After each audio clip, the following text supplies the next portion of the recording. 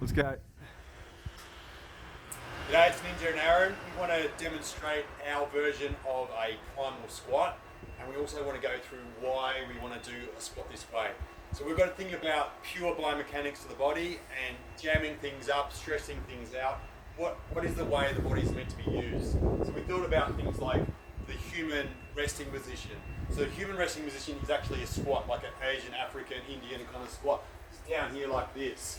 Okay, you can see that our knees aren't forward. We're not stressing our knees. We're not loading up our quads. Yeah. We're not taking our back out of the movement. We're getting our bum right into it. Everything's involved. Everything's involved. So we're resting right down here, and we can stay here for a very long time. If we're mobile, if we are conditioned. Problem with our society is everybody is out of condition. We sit down all the time, in the car, in the office, on the lounge, on the toilet. We're out of condition, so our bodies have calcified in a different position, and it's blocked everything up. Our hips are all blocked up, our colons are all blocked up. This is a way of unblocking things, blowing the cobwebs out of our groins and out of our lower backs, and getting our glutes nice and strong. But the other thing that's really good is it transfers straight into sports. So a lot of times you're in these kind of positions in sport where you've got to get down, you've got to get a ball, you've got to wicket keyboard, you've got to pump or stay solid in these kind of low positions.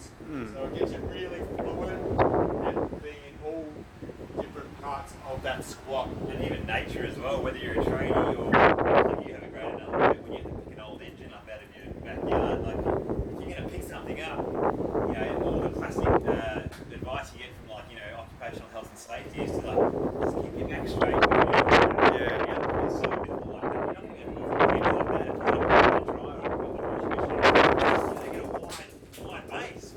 Remember those trucks? Those trucks when they've got to pick something up, they have these things coming and they create a wider base.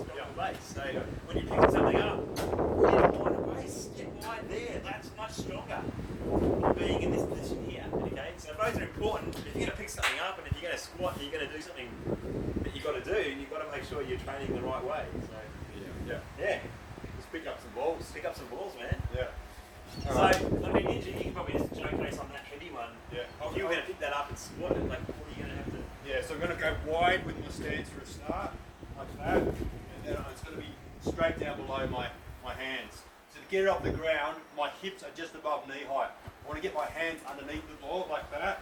And so what I want to concentrate on is abs are on really strongly, so that my bum not coming up like that, and then I'm trying to lift like this. Yeah. I'm not trying to do this, go back, Yep.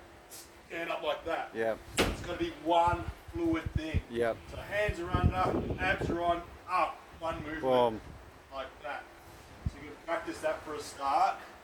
Then when you want to train for more mobility, onto your chest like this, wrap your fingers around it, and get down deeper. See how my chin is to my chest? Yeah. Like that. Get mobility. I can explore my groins. I can load my groins up. My lower back can stretch. Okay? So I'm not putting stress on my knees. This looks scary to some people, but this is healthy. This is a nice flexing spine. All the joints are opening up. Everything just looks nice and mobile there. You can see my armpits are right inside my knees. Okay? Like that. So you just stay here for as long as I want, really. Chin to your Chin to chest. chest. And then I can get out of this position as well. So I can switch my abs on really tight and then just stand up, one movement. Like that. Then down. So a good way to when you're starting this, to find where you're strong, is to push your feet out. Find where your strength is. See how my toes are splayed out a bit too? So really try and find where your strength is and drop into it like that. So knees stay really strong. When I'm coming up out of it, my knees don't change location. They stay there. So one leg doesn't go even like this. It's both balanced. So up like that. One movement. Back down. Drop into it. Stay in there. So what you can do as an exercise is stay down the bottom with weight on, here or on your back, and really load up your groins and stretch out that back. And what happens when you start doing that with load, it really hurts at the start, Like your first 15 seconds is really kind of excruciating, painful, and you're kind of wondering why you're doing it. It just sort of feels ridiculous almost.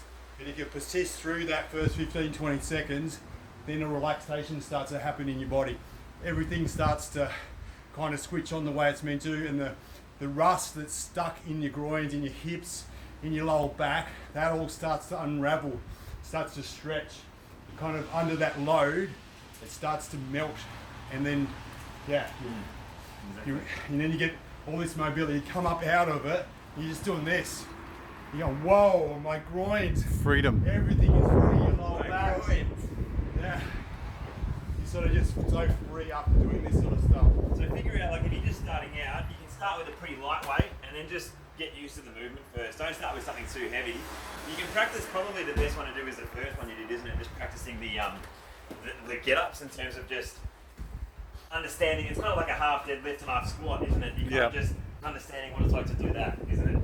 Yeah. And then once you want to practice a squat, if you're not confident squatting like a heavy wall, just get a lighter one, start from this position up here, find where your base is, and then just go straight down. And with the lighter ball, it's good too because you're not stressing too much.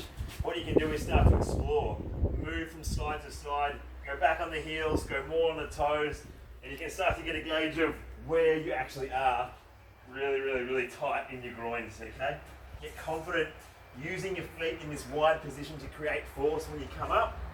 So you're really focusing on how you can actually use your feet to get a good ground force reaction to create power as well.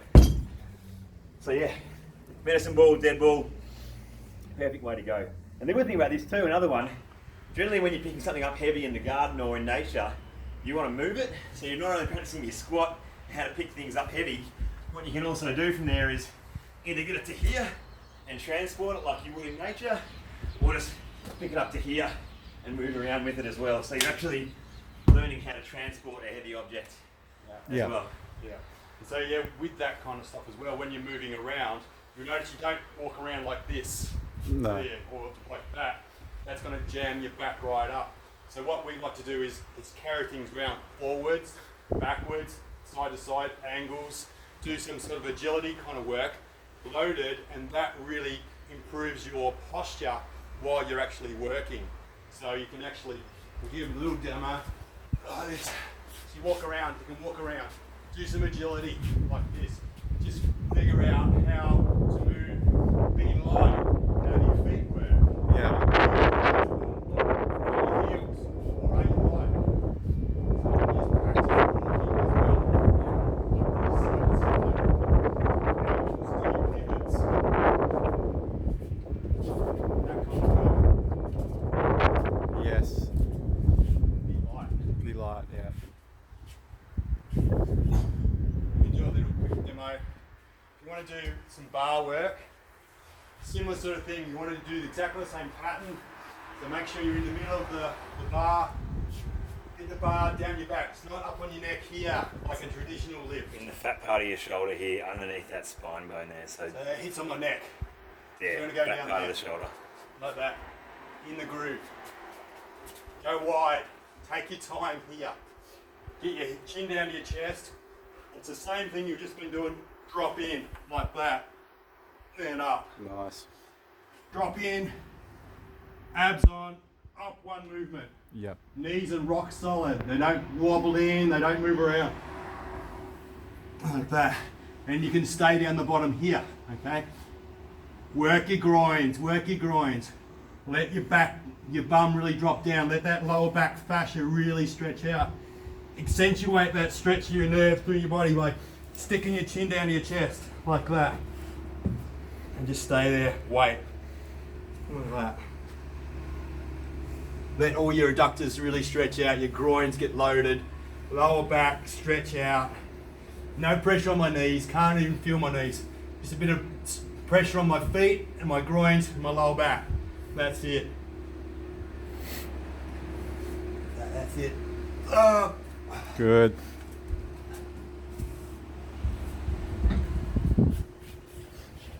Sweet.